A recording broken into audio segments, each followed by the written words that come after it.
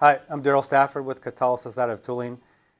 We've been in business 8 years. We've made thousands of tools for thermoforming using binder jet 3D printing with our proprietary coating. We've developed that now to make tooling for foam part manufacturing. It's a very good option for prototype and low to medium volume, not production volumes, just low to medium volume for prototyping, functional testing for automotive seats. But yeah, our whole thing is half the cost, half the time. So if you're interested to try us out, this is a demo tool. We've got quite a few of these. We'd like to send that to you, and you could vet our technology for yourselves, and then we can chat.